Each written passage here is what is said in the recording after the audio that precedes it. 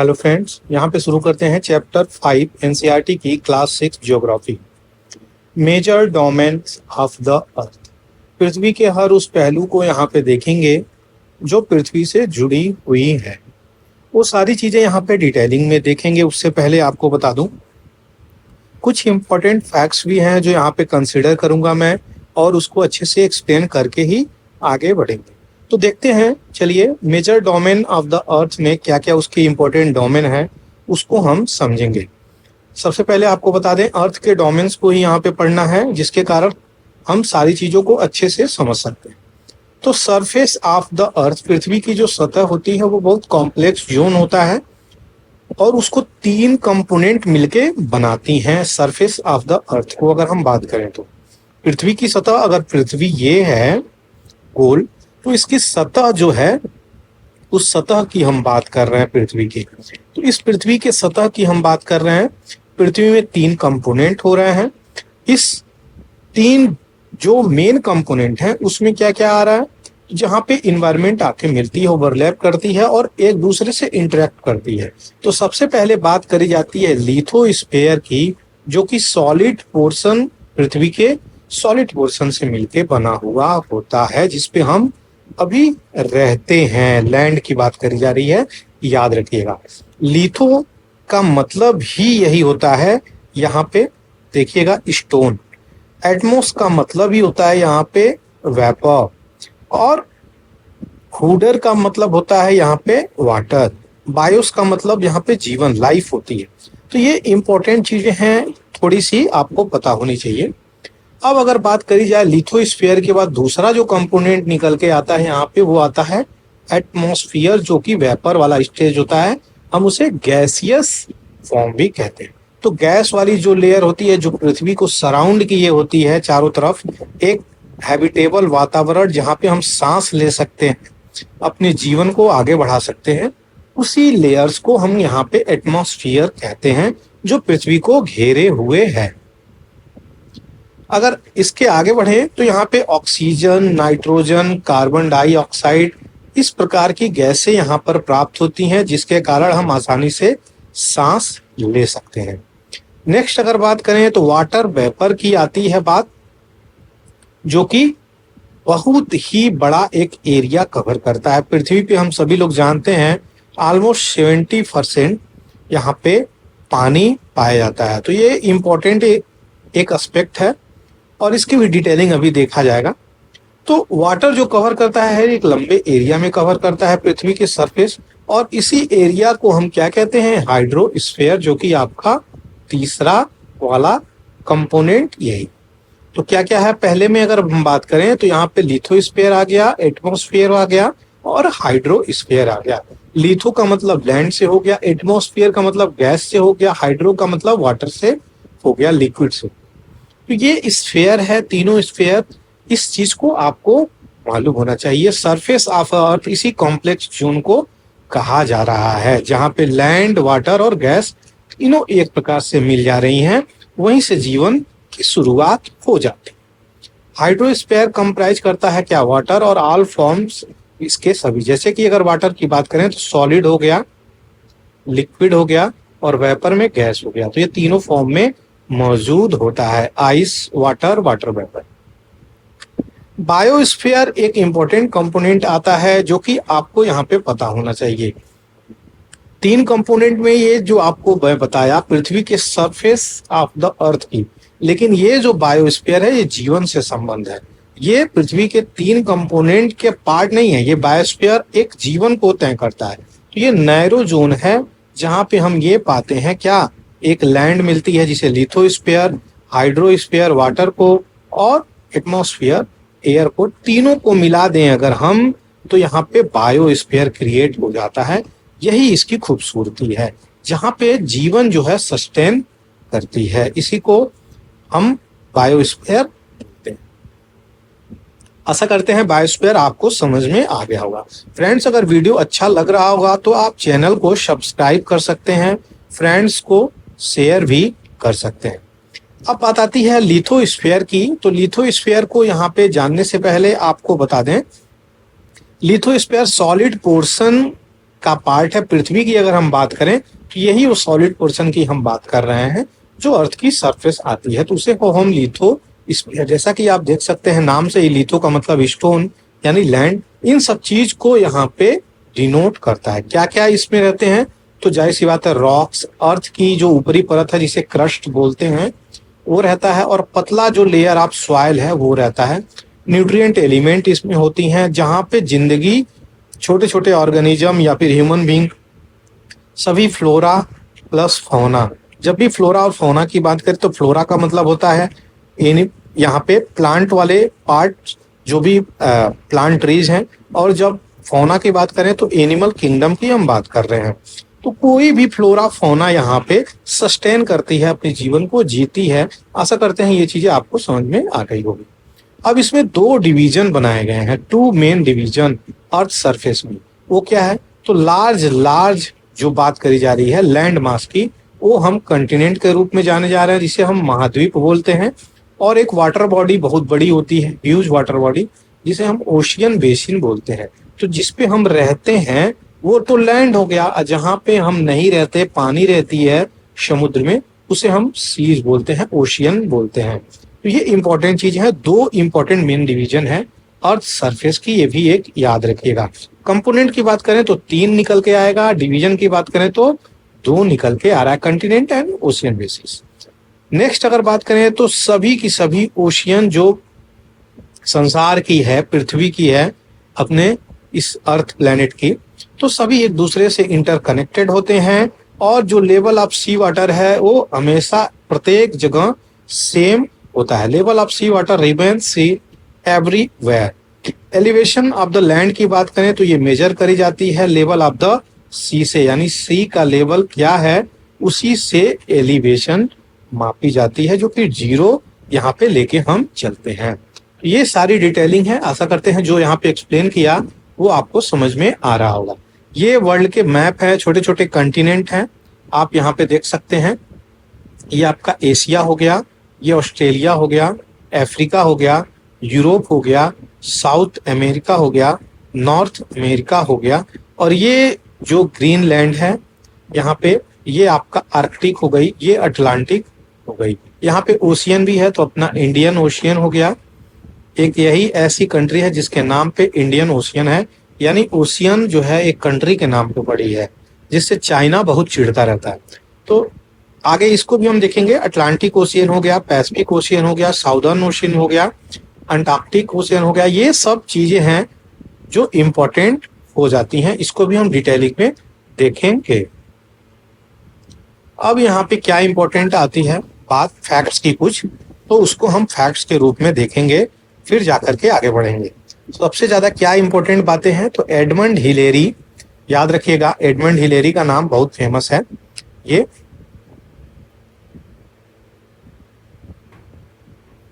तो Edmund Hillary New Zealand के थे, और तेंजिंग नोर्गे शेरपा ये इंडिया से थे। ये दोनों लोग मिलके पहली बार माउंट एवरेस्ट पे क्लाइम किए थे, चढ़े थे। और डेट पूछता है कई सारे एग्जाम में, तो 1953 29 ऑफ मई। विश्व की पहली महिला का अगर नाम पूछ दे तो जुनको तिबेई जापान की रहने वाली हैं, 1975 मई में ये भी चढ़ी थी। और भारत की पहली महिला का नाम पूछ दे अगर, तो बछेंद्री पाल, ये भी मई में ही चढ़ी थी 1984 में। तो ये तीनों लोग मई में ही चढ़े थे, याद रखिएगा। बस डेट अलग अलग है और ईयर अलग अलग है। तो पहले आता है आपका Edmund Hillary, Tenzing Norway Sherpa, दूसरे में जुनको तिबेई जापान की रहने वाली पहली महिला, और भारत की पहली महिला में बछेंद्री पाल का नाम आता है 1984। ईयर की बात कर लें तो 1953, फिर आता है 75, फिर आता है 84। तो ये ईयर भी आपको याद होना चाहिए।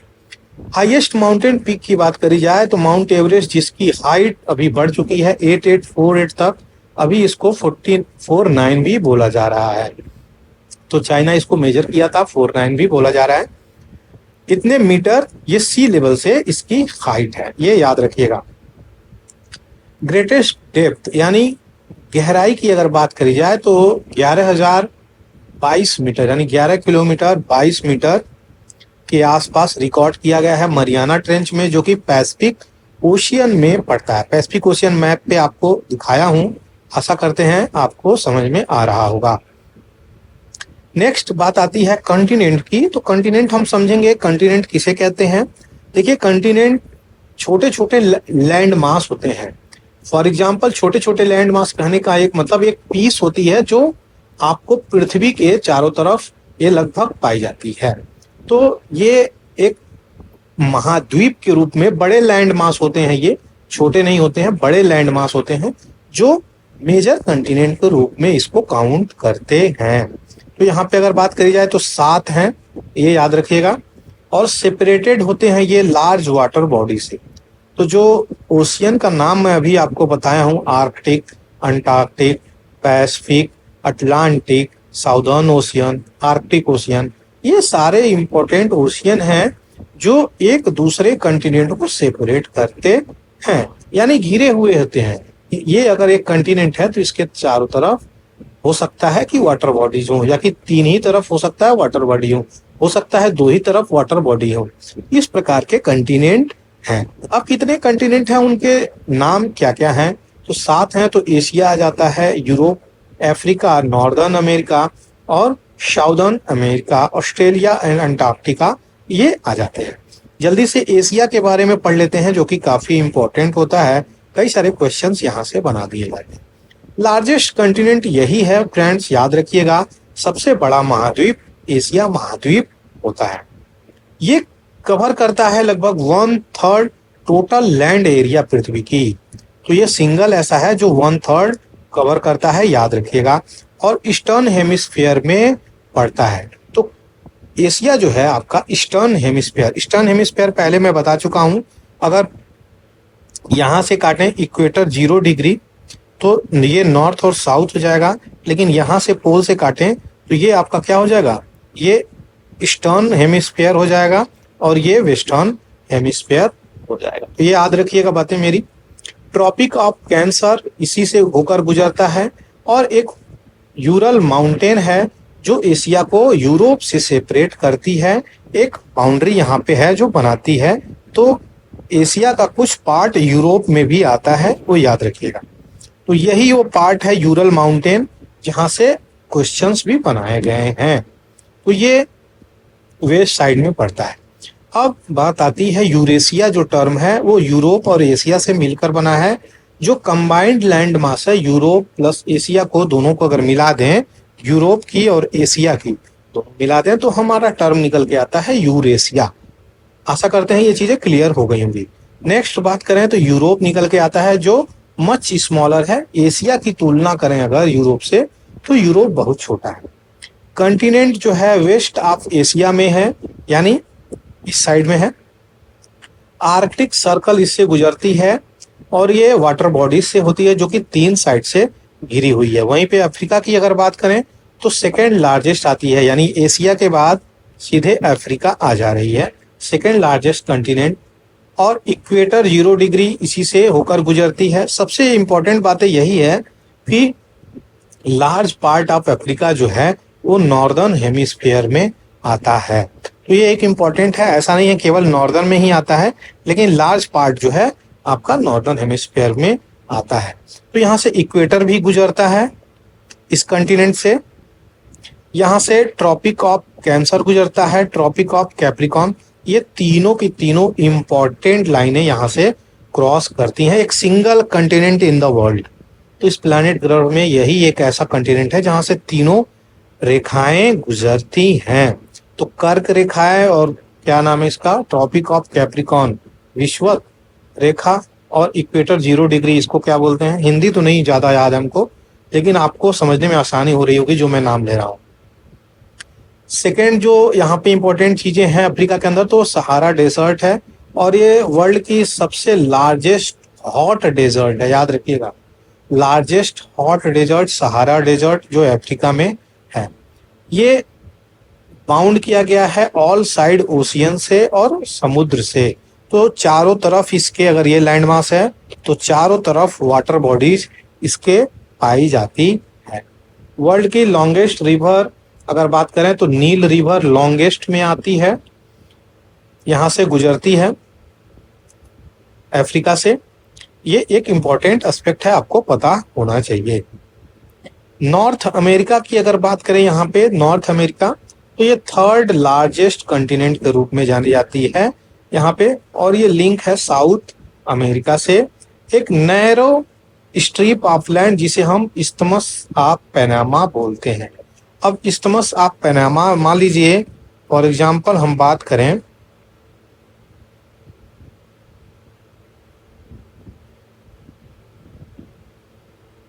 तो ये आपका नॉर्थ अमेरिका है, ये आपका साउथ अमेरिका है। तो यही वो पतली लाइन है, अभी मैप में भी दिखाएंगे, जिसे हम नैरो स्ट्रिप बोल रहे हैं। तो इस्थमस इसका नाम होता है, जो कनेक्ट करता है एक कंटिनेंट को दूसरे कंटिनेंट से। तो एक महाद्वीप को दूसरे महाद्वीप को कनेक्ट यही कर रहा है, उसी के लिए इसको क्या बोलते हैं, इस्थमस ऑफ पनामा। तो यहाँ पे पनामा चैनल भी है, याद रखिएगा, पनामा कैनाल भी है, और यहाँ पे पनामा सिटी भी है। कंटिनेंट जो है लाई करती है कंप्लीटली नॉर्दर्न और वेस्टर्न हेमिस्फीयर। तो नॉर्दर्न और वेस्टर्न हेमिस्फीयर में ये लाई करती है, सिचुएटेड है, और 3 ओशियन इसको सराउंड करती है, जो कि आपको जानना जरूरी है। अब यहाँ पे क्या इंपॉर्टेंट चीजें हैं निकल के आती हैं, उस डिटेलिंग को हम जल्दी से देखेंगे। बात आती है यहाँ पे, अभी आपसे डिटेलिंग में कह रहा था, साउदर्न अमेरिका और नॉर्दर्न अमेरिका का मैप, और ये रहा आपका इस्थमस ऑफ पनामा। तो यही है इस्थमस ऑफ पनामा, जो यहाँ पे ज्वाइन कर रही है, याद रखिएगा। और इस पार से इस पार भी कैनाल से होके जाया जा सकता है। अगर ये कैनाल नहीं होता तो जाने में कितनी सारी दिक्कतें होती, यहाँ से यहाँ तक आना पड़ता डिस्टेंस, लेकिन यहीं से यहीं आदमी चला जाता है, सीधे आपको अटलांटिक में प्रवेश कर जाता है पैसिफिक से। तो ये पैसिफिक ओशियन है, ये आपका अटलांटिक ओशियन है, यहाँ से यहाँ क्रॉस करता है। अब आपको इस्थमस समझ में आ गई होगी, एक कंटिनेंट दूसरे कंटिनेंट को कनेक्ट करती है इस्थमस। अब यहाँ पे बात आती है स्ट्रेट की। तो ये भी एक नैरो पासेज है, वाटर को जो कनेक्ट करती है टू लार्ज वाटर बॉडी, जैसे कि सी हो गई या ओशियन हो गई। यहाँ पे देख सकते हैं श्रीलंका के पास ये पाक स्ट्रेट है, PALK, पाक बे, पाक स्ट्रेट, जिसके कारण यहाँ पे क्या है, तो यहाँ पे पाक बे से सीधे आपका बे ऑफ बंगाल और इंडियन ओशियन कनेक्ट करता है। तो ये एक लार्ज वाटर बॉडीज को कनेक्ट करती है, तो उसको हम स्ट्रेट बोल देते हैं। आशा करते हैं समझाने में मैं सफल हो गया हूँगा। इस्थमस, स्ट्रेट, ये सब लोकेशंस और डिटेलिंग। फ्रेंड्स, वीडियो और चैनल आपको सही लग रहा हो तो चैनल को सब्सक्राइब जरूर कर लें, इससे हमें मोटिवेशन मिलता है। साउदर्न अमेरिका की बात करी जाए तो ये lies mostly in southern hemisphere, जो कि 2 ओशियन इसको सराउंड करती है, ईस्ट और वेस्ट से। यहीं पे बात करी जाए तो एंडीज वर्ल्ड की लॉन्गेस्ट माउंटेन रेंज के रूप में जानी जाती है, याद रखिएगा, क्वेश्चन कई बार पूछा गया है, जो कि रन करती है length from north to south. तो ये याद रखिएगा, एंडीज माउंटेन काफी इंपॉर्टेंट है, नॉर्थ टू साउथ यहाँ पे रन करती है।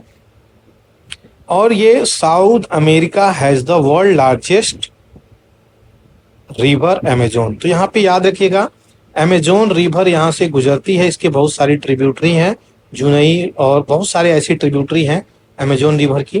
तो ये लॉन्गेस्ट नहीं है, ये लार्जेस्ट है, ये याद रखिएगा। और लॉन्गेस्ट की बात करें तो नाइल रिवर है, वो याद रखिएगा। लॉन्गेस्ट और लार्जेस्ट में क्या अंतर है, तो लॉन्गेस्ट एक लंबी दूरी तय कर रही है, लार्जेस्ट एक एरिया कवर करती है। लार्जेस्ट, तो मान लीजिए इसकी ट्रिब्यूटरी है और इसकी डिस्ट्रीब्यूटरी है। ट्रिब्यूटरी क्या होती है, जो नदी एक मेन नदी से आके, एक मेन नदी से जो नदी यहाँ पे निकल रही है, आके मिल रही है, तो इसकी ट्रिब्यूटरी हो गई। आके मिल रही है तो ट्रिब्यूटरी हो गई, और इसी मिलने वाली नदी से इससे निकल जा रही हैं, इससे पानी निकल जा रही है, तो ये डिस्ट्रीब्यूटरी हो गई। यानी इससे पानी, मेन वाले चैनल से पानी निकल रही है, तो ये डिस्ट्रीब्यूटरी हो गई। आके मिल रही है तो ट्रिब्यूटरी हो गई। ट्रिब्यूटरी और डिस्ट्रीब्यूटरी में अंतर आशा करते हैं समझा दिया होगा मैं। तो ये काफी इंपॉर्टेंट एस्पेक्ट है जो आपको मुझे बताना था। आगे बढ़ते हैं, ऑस्ट्रेलिया की अगर बात करें तो काफी इंपॉर्टेंट है, ऑस्ट्रेलिया के बारे में यहाँ पे हम समझेंगे। तो ये एक स्मॉलेस्ट कंटिनेंट है, सभी लोग जान जाएं, सबसे छोटा कोई कंटिनेंट है तो ऑस्ट्रेलिया है, जो इंटायरली अगर बात करें तो साउदर्न हेमिस्फीयर में आता है और ओशियन से घिरा हुआ है, जो कि आपको पता होना चाहिए, सी से घिरा हुआ है। इसे आइलैंड कंटिनेंट भी कहते हैं। एक सिंगल है जो आइलैंड कंटिनेंट के रूप में भी जाना जाता है, उसका नाम क्या है? ऑस्ट्रेलिया उसका नाम है। अंटार्कटिका की बात करें तो completely in the southern hemisphere ये चीजें आती है और ह्यूज कंटिनेंट के रूप में आती है। South pole lies almost at the centre of the continent होता है साउथ पोल। अगर नॉर्थ पोल हो गया, साउथ पोल हो गया, तो ये साउदर्न पोल में आता है अंटार्कटिका, याद रखिएगा। और परमानेंटली कवर्ड होती है ये मोटे मोटे आइस शीट से, बहुत मोटे मोटे 2 किलोमीटर 4 किलोमीटर तक की यहाँ पे गहरी जो है आइस शीट होती है, मोटी वाली। तो याद रखिएगा, जो कि मेल्ट हो रही है ग्लोबल वार्मिंग की वजह से। काफी इंपॉर्टेंट एस्पेक्ट है। कोई भी परमानेंट ह्यूमन की सेटलमेंट नहीं है यहाँ पे, एक्सेप्ट अगर बात करें तो यहाँ पे रिसर्च स्टेशन है बहुत सारी कंट्री की। यूएस की है, रशिया की है, चाइना की है, इंडिया की है। तो इंडिया की अगर बात करें यहाँ पे तो मैत्री और भारती, यहाँ पे 2 ऐसी रिसर्च स्टेशन है जो अभी करेंटली फंक्शनल हैं। यहाँ पे इम्पोर्टेंट है, इसका नाम भी पूछा जाता है। क्या आप हमें बता सकते हैं मैत्री और भारती किस सन में इनको बनाया गया है स्टेशन, रिसर्च स्टेशन? अंटार्कटिका में। किस सन में? तो ये एक इम्पोर्टेंट क्वेश्चन है, अगर आपको पता हो तो आप कमेंट सेक्शन में जरूर लिखें। अब बात आती है हाइड्रोस्फीयर की, जो कि काफी इम्पोर्टेंट हो जाता है हमें जानना। हाइड्रो का मतलब होता ही है जल से, यानी ओशियन से। इसी की वजह से हम अपने प्लैनेट को ब्लू प्लैनेट बोलते हैं, जहाँ पे 71% के आसपास पृथ्वी जल से ढका हुआ है, 29% लैंड से ढका हुआ है।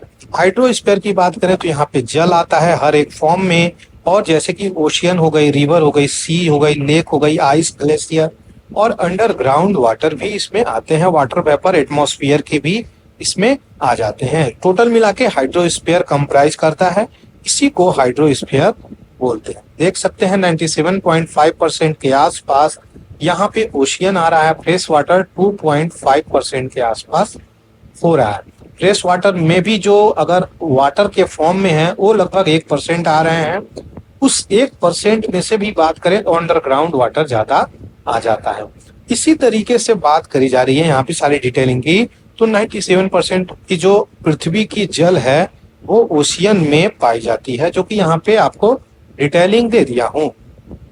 और ये बहुत सॉल्टी है, खारी है, इसलिए मानव उपयोग के लिए नहीं आ सकती। तो अब मशीनें लगा करके इजराइल जैसी कंट्री उसका उपयोग तो कर रही हैं, और भी कई सारे डेवलप्ड कंट्री हैं जो उसका उपयोग कर रहे हैं बनाने में जल। लेकिन सबसे ज्यादा क्या इंपॉर्टेंट है कि उसमें बहुत सारा कॉस्ट और ह्यूमन रिसोर्सेस लग जाते हैं। लार्ज प्रोपोर्शन की बात करें तो रेस्ट ऑफ द वाटर जो है वो आइस शीट यानी बर्फ के फॉर्म में है, ग्लेशियर के फॉर्म में है, और अंडर द ग्राउंड है। ये सब चीजें छोटे परसेंटेज में प्रतिशत की बात करें तो फ्रेश वाटर के रूप में मानव को पीने के लिए उपस्थित है, जो कि 1% के आसपास आती है। देखिए फ्रेश वाटर तो 2.5% है, लेकिन इसमें आइस शीट भी आ जाती है। लेकिन 1% के आसपास आपका पोटेबल वाटर आएगा, जो कि अभी आपको डिटेलिंग बताऊंगा मैं। अब यहाँ पे कुछ इंपॉर्टेंट एस्पेक्ट हैं, उसको हम देखेंगे जल्दी से, कि नॉर्थ अमेरिका ये रहा, एशिया ये रहा। सबके साइज के अनुसार अगर बात करें तो यहाँ पे मैप बनाया गया है। तो एशिया और यूरोप यहाँ पे जुड़ा हुआ है, और अफ्रीका भी यहाँ पे जुड़ा हुआ है।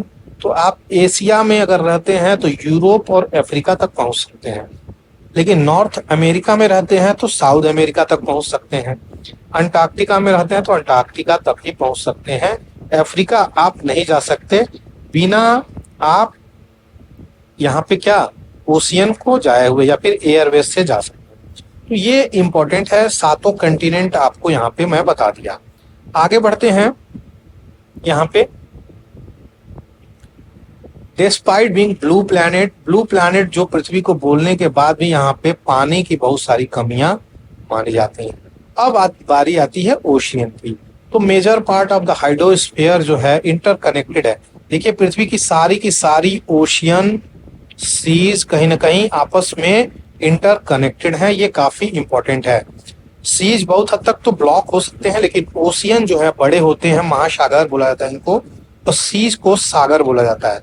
तो ओशियन इंटरकनेक्टेड होते हैं, ये याद रखिएगा। ओशियन वाटर हमेशा गतिशील होते हैं और इनके 3 चीफ मूवमेंट होती है, जैसे वेव के रूप में, टाइड के रूप में और ओशियन करंट के रूप में। 5 मेजर यहाँ पे महासागर हैं, जैसे कि Pacific ocean, Atlantic ocean, Indian ocean, southern ocean और आर्कटिक ओशियन। ये सारे के सारे जो ओशियन अभी आपको बता रहा हूँ वो अपनी साइज के अकॉर्डिंग है। तो सबसे बड़ा आपका पैसिफिक ओशियन आ जाता है, फिर अटलांटिक ओशियन, इंडियन ओशियन। तो इसका कोड क्या बनाएंगे हम, पाई बना देते हैं, पैसिफिक, अटलांटिक, इंडियन और यहाँ पे क्या आर्क बना देते हैं, यस आर्क। तो साउदर्न ओशियन और आर्कटिक, पाई आर्क याद रखिएगा, बीच में साउदर्न ओशियन डालना है। तो पाई आर्क याद रखिएगा काफी हद तक। तो ये आपके साइज के अनुसार, ओशियन के साइज के अनुसार मैं चीजें बता रहा हूँ, ऑर्डर बता रहा हूँ। पैसिफिक ओशियन लार्जेस्ट ओशियन है, जो कि पहले बताया, 1/3 आती है मरियाना ट्रेंच इसी में है, जो कि डीपेस्ट मानी जाती है, सबसे गहरी और ऑलमोस्ट सर्कुलर इन शेप होती है। ये क्या, Pacific ocean almost circular in shape, यही रिंग्स ऑफ फायर भी कहा जाता है इन्हीं सब किनारों को, जहाँ पे वॉल्केनिक एक्टिविटी बहुत ज्यादा होती है।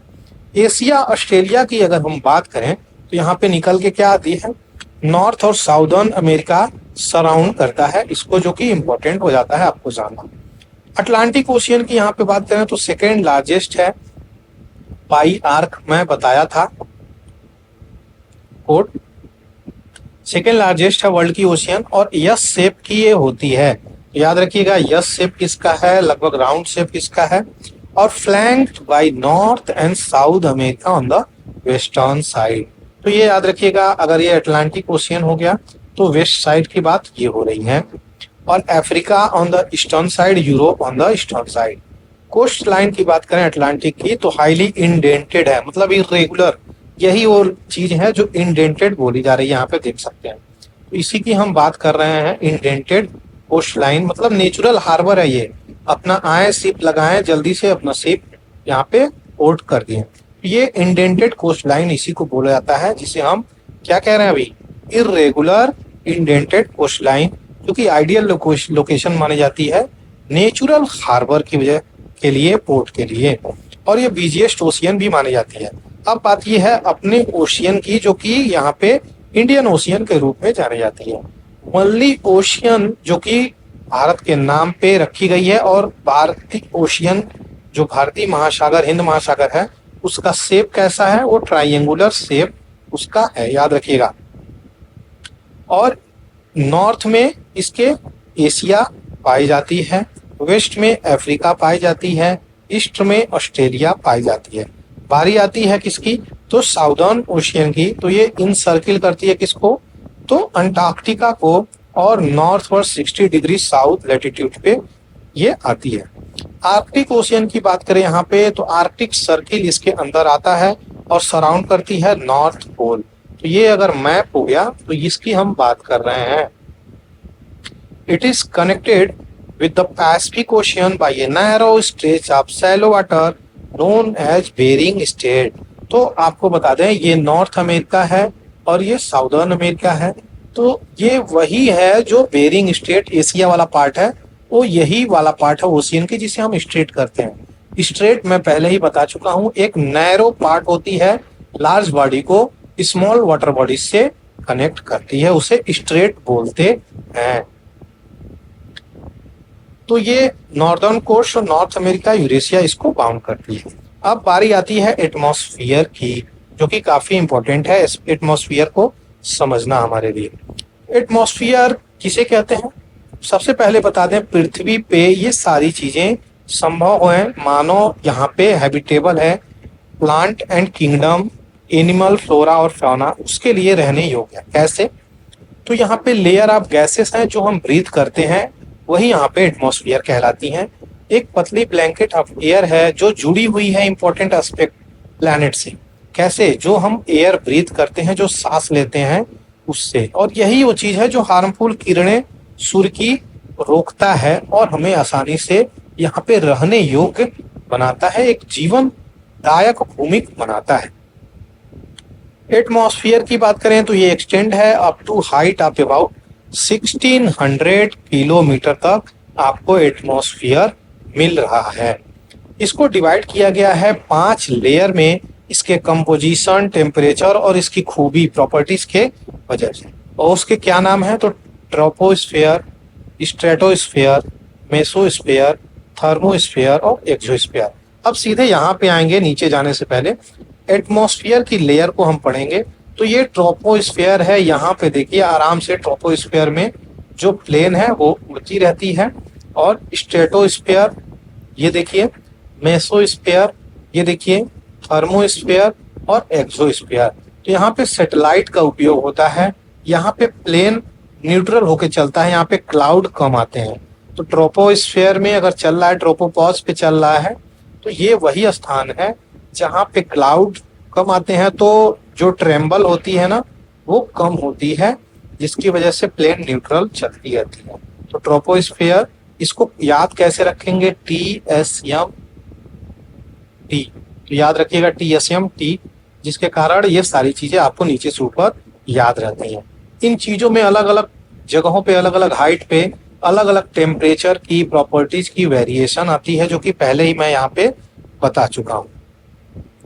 एटमॉस्फेयर कंपोज करती है मेनली नाइट्रोजन और ऑक्सीजन। 99% बात करी जाए तो ये क्लीन ड्राई एयर होती है। नाइट्रोजन की बात करें तो 78% आती है, ऑक्सीजन 21%। तो 78% यहाँ पे नाइट्रोजन, 21% यहाँ पे क्या आता है, ऑक्सीजन आता है। रेस्ट अगर बात करें तो 1% में आर्गन, कार्बन डाइऑक्साइड, हाइड्रोजन, न्यून, ये छोटी छोटी गैसें हैं जो आ जाती हैं। कार्बन डाइऑक्साइड की बात करी जा रही है तो ये बहुत इंपॉर्टेंट रोल प्ले करता है एक वार्म देने के लिए अपने पृथ्वी को, नहीं तो यहाँ पे भी आइस एज जैसा सिचुएशन हो जाएगा। तो इसलिए कार्बन डाइऑक्साइड की भी बहुत ज्यादा इंपॉर्टेंट रोल होती है। लेकिन आज के डेट में क्या कह रहा है, आज के डेट में कार्बन इमिशन ज्यादा होने की वजह से ग्लोबल वार्मिंग बढ़ रहा है, जिसके कारण ग्लेशियर क्या हो रहा है, मेल्ट डाउन हो रहा है। तो ये इंपॉर्टेंट है आपको जानना। कार्बन डाइऑक्साइड प्रेजेंट होती है माइन्यूट अमाउंट में, जो आपको यहाँ पे मैं अभी बताया। डेंसिटी ऑफ द एटमॉस्फेयर की बात करें तो हाइट से ये वेरी करती है। यहाँ पे कहीं ऑक्सीजन कम मिलेगा, कहीं ऑक्सीजन अधिक मिलेगा, कहीं ऑक्सीजन कम मिलेगा, कहीं टेम्परेचर कम मिलेगा, कहीं टेम्परेचर अधिक मिलेगा। वही सारी डिफरेंसेस डिटेलिंग में आगे चैप्टर में हम पढ़ेंगे। अब यहाँ पे क्या आ जाता है निकल के, कुछ इंपॉर्टेंट चीजें। तो जो मैक्सिमम वाली चीजें हैं वो सी लेवल पे यहाँ पे आती हैं अगर एयर मासेस की बात करें, और रेपिडली जब हम ऊपर जाती हैं तो ये घटती हैं, रेपिडली तेजी से घट जाती हैं। ये इंपॉर्टेंट है। जो भी माउंटेनियर्स होते हैं, माउंटेनियर किसको कहा जाता है, देखिए ये माउंटेन चढ़ रहे हैं महाजय, तो माउंट एवरेस्ट मान के चल रहे हैं, बछेंद्री पाल हो गई, तेंजिन नॉर्गे शेरपा हो गया, जुंगो तबई हो गई, ये लोग जो चढ़ी होंगी तो अपने साथ ऑक्सीजन ले लेके चढ़ी होंगी। अब ऑक्सीजन लेके चढ़ने से क्या होता है, क्यों ऑक्सीजन लेके चढ़ा जाता है, क्योंकि ऊपर जाने पे जो ऑक्सीजन की डेंसिटी होती है वो क्या हो जाती है, वो डिक्रीज हो जाती है, जिसके कारण आदमी ब्रीथ नहीं कर पाता, सांस नहीं ले पाता है। तो उसकी पूर्ति के लिए हम इसका उपयोग करते हैं ऑक्सीजन सिलेंडर। टेम्परेचर भी वहां पे वेरी करता है, डिक्रीज होती है जैसे ही हम ऊपर जाते हैं, तो ये वेरी करता है। एटमॉस्फेयर एक्सर्ट करता है प्रेशर पृथ्वी पे, जो कि हमें महसूस तो नहीं होती, लेकिन ये चीजें होती हैं। ऐसा माना जाता है जब आप हिल एरिया पे चलते हैं तो आपके कान से, नाक से यहाँ पे कहीं ना कहीं ब्लीडिंग होने के चांसेस हैं, वो इसीलिए अचानक से आपकी बॉडी उस प्रेशर को झेल नहीं पा रही होती है। तो some area experience high pressure, कुछ एरिया लो प्रेशर भी होती है। इसी लो प्रेशर और हाई प्रेशर की वजह से, हाई प्रेशर से लो प्रेशर पे जो मूवमेंट होती है, उसी मूवमेंट को हम लोग विंड बोलते हैं। याद रखिएगा, बहुत सिंपल शब्दों में एनसीईआरटी एक्सप्लेन करता है, जो कि काफी बेनिफिट होता है हमें समझने में। अब इस पॉइंट को समझेंगे बायोस्फीयर। बायो का मतलब ये होता है लाइफ, याद रखिएगा, जो कि पहले बताया।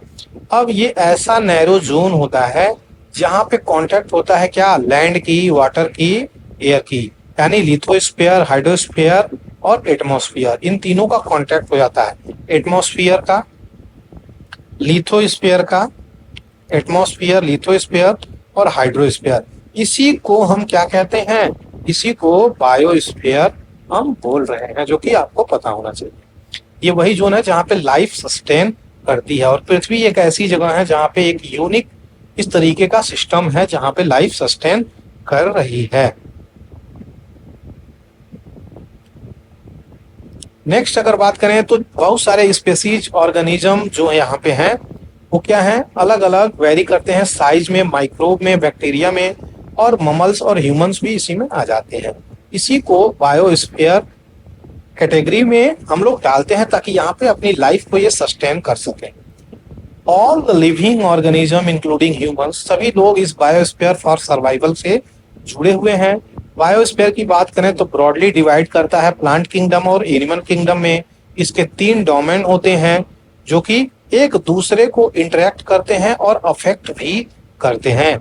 इंटरेक्ट मतलब एक दूसरे से रिलेशन रखते हैं, अफेक्ट मतलब एक को हार्म करिएगा तो दूसरा इम्पैक्ट करेगा ही करेगा। फॉर एग्जाम्पल अगर पेड़ पौधे काटेंगे तो वहां के रहने वाले फ्लोरा और फौना का लॉस होगा।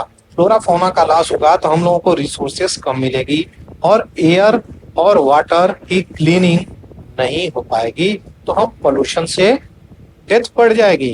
पूरी डिटेलिंग यही है। Fast removal of soil from slope, ये सब चीजें होती हैं। जब भी पेड़ की कटिंग होती है तो उसकी जड़ें मिट्टी को पकड़ी हुई होती हैं, और यहाँ पे जो भी फ्लैश फ्लड वगैरह आते हैं तो उसको पकड़ के रखते हैं, क्योंकि बहुत सारे फाइबर्स होते हैं इन जड़ों में, तो मिट्टी की कटाव रुक जाती है। तो वही यहाँ पे बात बोली जा रही है। Discharge of waste material into lakes and river makes water unsuitable for humans. ये सारी की सारी इम्पैक्ट के बारे में बताया जा रहा है जो यहाँ पे ह्यूमन लाइफ को डैमेज करती है। इमिशन हो रही है कार्बन की अगर बात करें तो इंडस्ट्री में, थर्मल पावर प्लांट से, व्हीकल से, और पॉल्यूट कर रही है एयर को। कार्बन डाइऑक्साइड जो है इंपॉर्टेंट कंस्टिट्यूएंट है, पहले ही बताए थे, लेकिन एक लिमिट अवस्था में ये बैलेंस करके रहे तब सही है, नहीं तो ये ग्लोबल वार्मिंग करेगी, जो कि हमें बैलेंस करने की नेचर को जरूरत है, जिसमें लिथोस्फीयर, एटमॉस्फेयर, हाइड्रोस्फीयर मिलके बायोस्फीयर का निर्माण करते हैं। फ्रेंड्स, ये चैप्टर यहीं पे फिनिश करता हूं मैं। आशा करते हैं आपको चीजें समझ में आ रही होंगी। अगर समझ में आई हो तो चैनल को जरूर सब्सक्राइब कर दें। थैंक यू फॉर वॉचिंग पूरा एकेडमी।